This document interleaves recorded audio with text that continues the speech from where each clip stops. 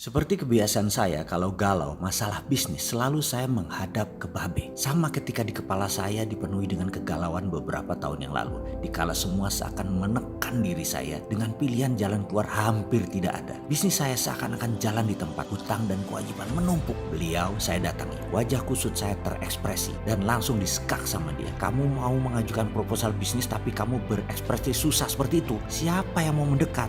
Ujarnya tanpa tedeng aling-aling. Misalnya kamu mau mengajukan peluang usaha kepada seseorang, namun sebelumnya kamu mengatakan, saya sedang sulit, baik verbal kamu mengatakan langsung atau non-verbal seperti ekspresi kamu sekarang. Kamu menunjukkan kesulitanmu, maka seluruh penjelasan kamu setelah ini tidak menarik siapapun. Saya cukup tersentak dengan nasihat itu, namun saya angguk setuju. Habis saya dikulahi waktu pertemuan tersebut, namun semua ini adalah hal yang saya butuhkan. Itu adalah shock terapi yang saya perlukan, sehingga dalam sekejap saya berubah. Dan benar, saya harus tetap semangat, tetap happy, tetap tertawa, tetap pede walaupun dalam hati remuk redap, mikul luhur mendem jeruk. Pandai bermain karakter dan lakukan dengan sepenuh hati. Pertahankan good feeling. Ini adalah bagian dari nasihat Babe yang saya ingat hingga kini. Banyak mutiara-mutiara yang diberikan olehnya selama perkenalan kami lebih dari 30 tahun. Saya teringat beberapa tahun lalu ketika saya dan putra kandungnya si Babe, anak laki satu-satunya dari 3 anak Babe ini berdiskusi di ruangannya. Tiba-tiba dia membuat statement pernyataan yang menurut saya sangat pribadi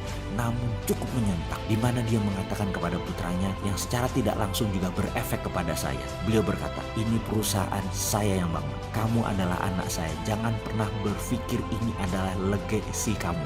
Ini adalah warisan kamu sampai kapanpun. Semua orang tahu, juga anakmu kelak atau cucu cicitmu, bahwa legacy dari saya, dari ayahmu, bukan dari kamu. Kalau kamu mau juga mendapatkan legacy semacam ini, ciptakan sesuatu yang turunanmu bisa mendapatkan hasil legacy dari karyamu. Bagi saya, kalimat itu cukup menohok. Namun sekali lagi, saya sulit membantah karena memang benar. Saya tadinya berpikir sang anak akan turn down atau loyo. Namun saya sangat terkejut. Sehari setelah dia bicara pada saya, dia setuju dan dia merasa tertantang. Dia berjanji akan membangun legasinya sendiri. Dia berkata, Mas, saya keinget kata-kata papa kemarin. Saya merenung malamnya dan saya menjadi nyala sekarang. Semangat, saya akan membuktikan saya bisa lebih besar dari papa. Apa kita gabung bangun bisnis, Mas? Dia curhat sekaligus memberikan pernyataan. Ditantang membangun bisnis. Apa efeknya? Dia bicara seperti itu. Saya pun jadi semangat. Semangat membangun legasi baru buat ke depan bersama. Siapa takut? Ayo kita bangun legasi. Sungguh, saya cukup terharu, juga cukup kagum pada teknik sang Babe yang dia lakukan. Menurut saya, sedikit gambling berjudi terhadap sang anak menyekak dengan cara itu. Namun lihat hasilnya, bara api telah ditanam di dalam diri sang putra. Anak itu terbakar motivasi ingin menciptakan